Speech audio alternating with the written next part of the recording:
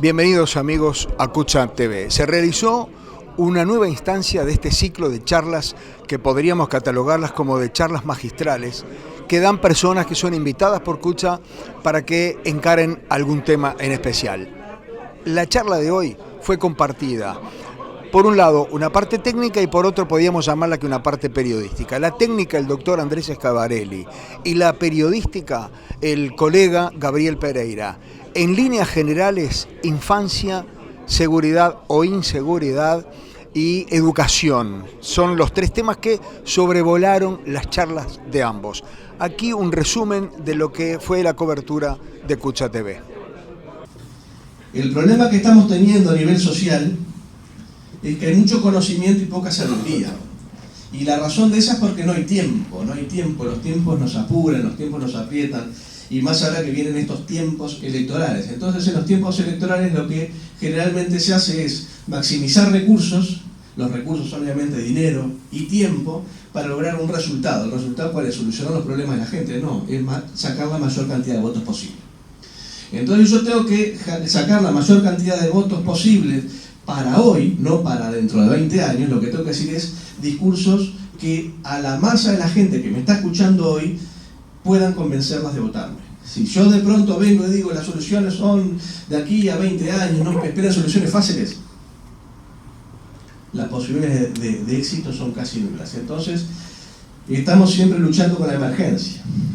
Y cuando hay planes de seguridad, los planes de seguridad terminan siendo represión y una prevención cercana, pero no una prevención a largo plazo, una prevención reactiva. Pongamos cámaras para hacer con la inteligencia artificial y saber dónde puede ser que el delito vaya en ese momento, pero el hormiguero sigue vivo. ¿Y el hormiguero cuál es? El hormiguero es la misma sociedad que genera y perpetúa los problemas estructurales. Problemas estructurales que derivan en problemas de educación, de alimentación y de información. Y tenemos entonces los dos tipos de inseguridad. La inseguridad objetiva son la cantidad real de casos que suceden, la cantidad de rapiñas que hay, la cantidad de delitos que suceden, que eso es una información que sale en primer lugar de lo que son las denuncias. Por eso siempre en las estadísticas que dan los ministerios, el Ministerio del Interior en las distintas administraciones son la cantidad de denuncias hechas. ¿Por qué? Porque es imposible saber cuántas rapiñas se hacen, porque lo que no se denuncia no se sabe qué pasó. Es como en derecho tenemos una expresión que dice: lo que no está en el expediente no está en el mundo. El juez tiene que resolver en función de lo que está a la vista. Las autoridades actúan en función de lo que saben. Lo que no saben no pueden actuar sobre ello. También están las encuestas de victimización que forman parte de la inseguridad objetiva. Las encuestas de victimización es no sentir, ¿usted se siente víctima? No. Las encuestas de victimización es: ¿usted conoce a alguna persona que haya sido víctima de delito en los últimos tiempos? Usted ha sido víctima. Y luego tenemos la inseguridad subjetiva. Y acá hay una frase que tiene mala fama: la sensación de inseguridad. La sensación de inseguridad en realidad es un término técnico. La percepción, la opinión sobre la criminalidad son términos técnicos que conforman el concepto de seguridad subjetiva. Es decir, la realidad y la opinión, lo que es y lo que uno siente. La realidad objetiva son la cantidad de casos que hay, la inseguridad subjetiva, como para cualquier otro fenómeno sirve esto de inseguridad, es lo que uno siente, palpa, cree que es la criminalidad. Generalmente es más la inseguridad subjetiva, la sensación, que lo que es la seguridad real, en general. Digamos que tiene dos aspectos o dos órbitas fundamentales. La primera es el conocimiento de la realidad, que describía con una crudeza y realmente claridad impresionante el periodista investigador Gabriel Pereira, para saber en qué país estamos, cómo es la realidad y hacia dónde nos dirigimos. Y el otro es la cuestión de los aspectos técnicos que uno trató de brindar, que es en qué consiste la inseguridad, qué es la seguridad, a qué se debe aspirar en materia normativa, cómo desde la empresa se está trabajando en lo que es la materia de la seguridad, porque una cuestión es la reacción ante el delito y la otra es la prevención del delito. Para prevenir, es lo que se decía en la conversación de hoy, en el seminario de hoy, tenemos que mirar más allá del horizonte. Aquello que siempre se ha dicho, que los gobernantes miran las próximas elecciones y los estadistas miran las próximas generaciones. Eso es prevención. La prevención es mirar más allá del horizonte lo que está por venir para reforzar lo bueno y para prevenir lo malo.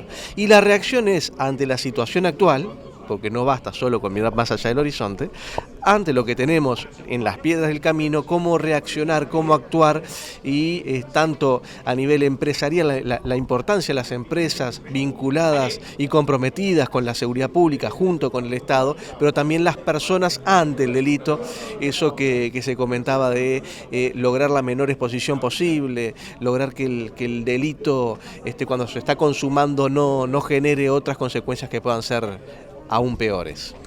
En algunas cosas estamos por el buen camino, en otras no tanto, ¿no? Sí, hay muchas cosas que hay que reforzar, hay otras que sería bueno que el resto de la sociedad imite y que el Estado profundice, por ejemplo, el programa de cámaras, eso es fundamental, y a la prueba está en las gráficas que se veían hoy, de la comparativa entre lo que es la sociedad en general con lo que son las rapiñas producidas en ómnibus de la empresa.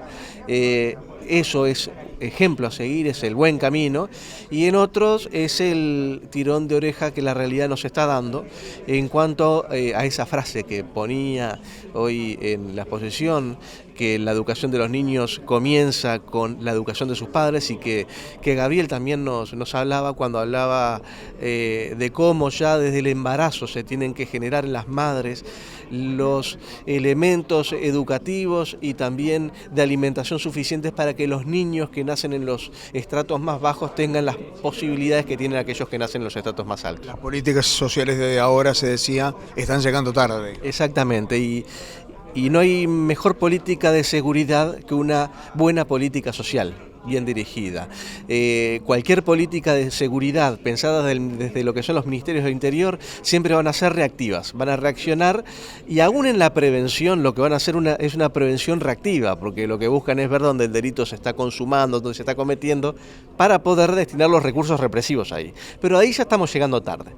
La única forma de evitar que hayan fugas es cerrando la canilla y no poniendo paños debajo. Y ahí están las políticas sociales. Las políticas sociales son el cerrar la canilla y del impulso de la delincuencia para poder generar ciclos virtuosos, como decía el otro día el presidente Salgado en la firma del convenio con el INAU, para generar ciclos virtuosos, decía, que generen mejores posibilidades para la sociedad futura. Eso es prevención.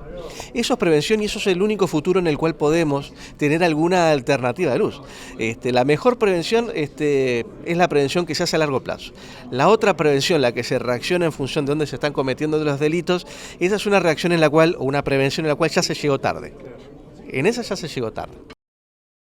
El sufrimiento encoge el cerebro de los niños para siempre. En los primeros 1000 días del nacimiento se juega el resto de la vida. 1000 días tenemos. 1000 días. El cerebro nunca más se comporta con esa plasticidad. Los niños pobres inician primaria con hasta 2 años de retraso. Pibes que están en tercer año de escuela deberían estar en primero. Ahí se explica buena parte del fracaso siguiente. Están en cuarto porque lograron llegar al cuarto, deberían estar en segundo, teniendo edad para estar en cuarto. Entre el primer y el segundo año de vida, el cerebro crece, se multiplica, crece al doble. Y entre el tercero y el segundo y el tercer año de vida, tiene tantas sinapsis neuronales, es decir, los vínculos entre las neuronas, que son el doble de lo que un adulto tiene. Hay una imagen que voy a incorporar acá más adelante de un psiquiatra, Gabriel Rossi, que lo ejemplifica con el vidrio. El vidrio se moldea hasta que se enfría. Luego que se enfrió, ya no lo podemos cambiar más. El cerebro de los chipilines es así.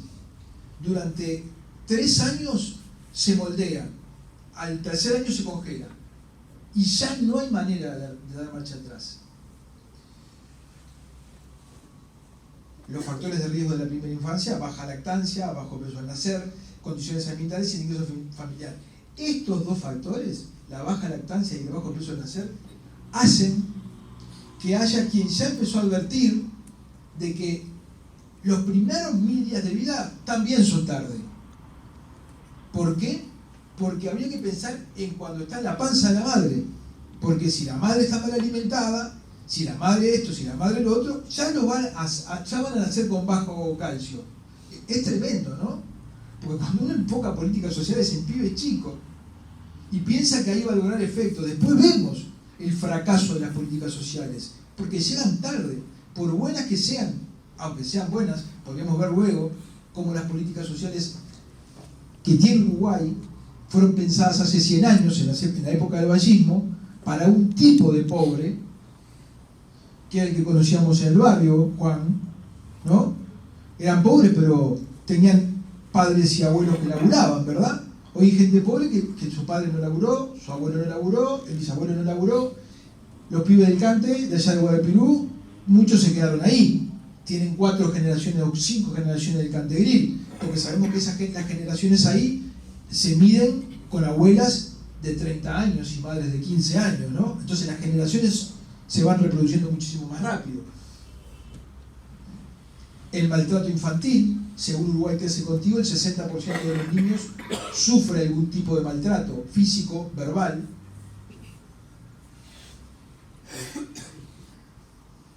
Esto es un poquito, la definición es un poquito vieja, pero sirve a los efectos de la explicación. El cerebro crece de atrás hacia adelante y de abajo hacia arriba. El cerebro reptiliano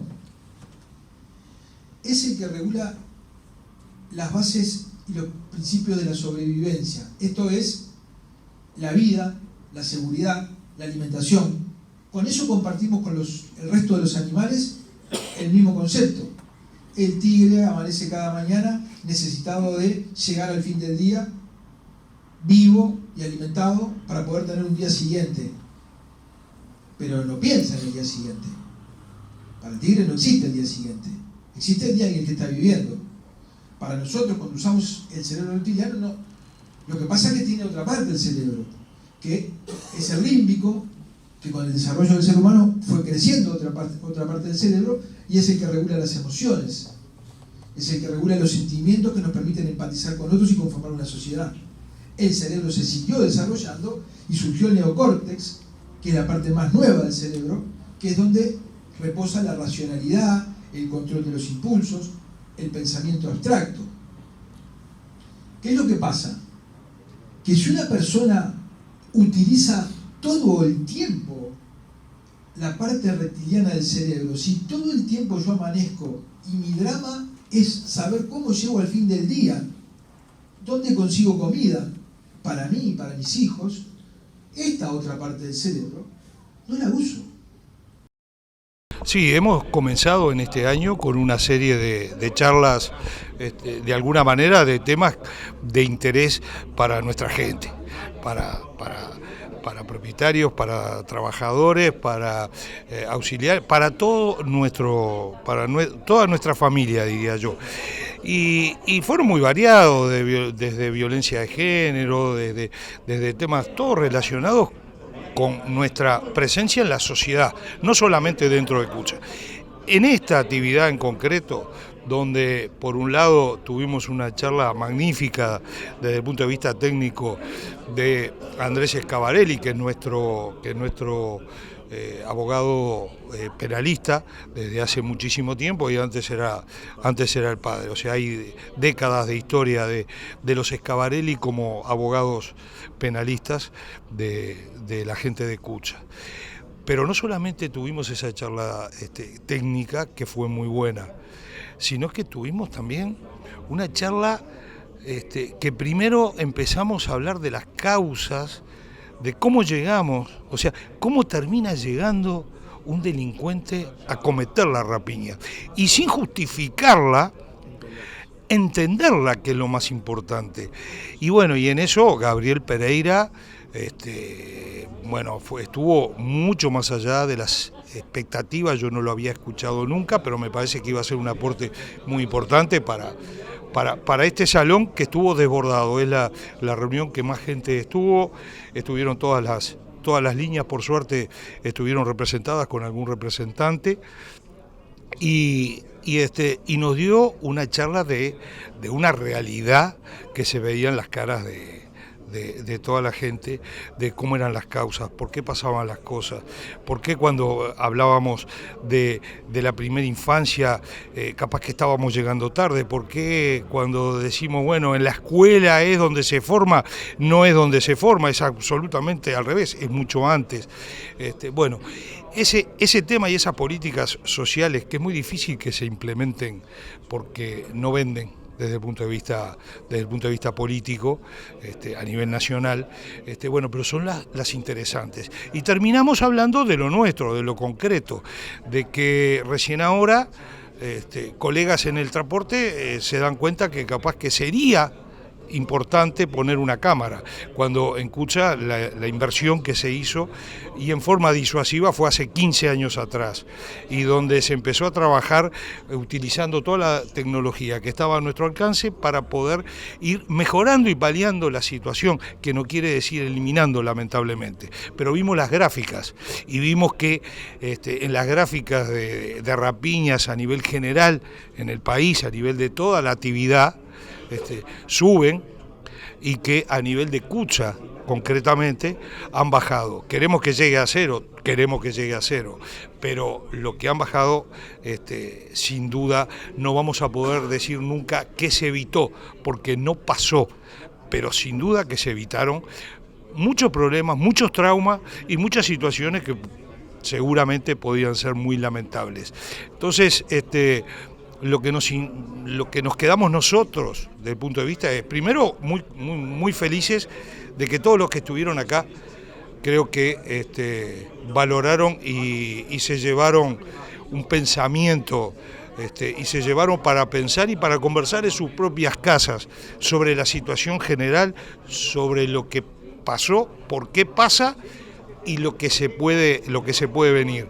Pero para nosotros en particular nos marca de que estamos en el camino correcto, y estamos en el mismo sentido de hacer muchas cosas que la realidad, y no es solo humildad, sino que la realidad nos indica, y así lo dije, muchas veces lo hacemos hasta sin darnos cuenta.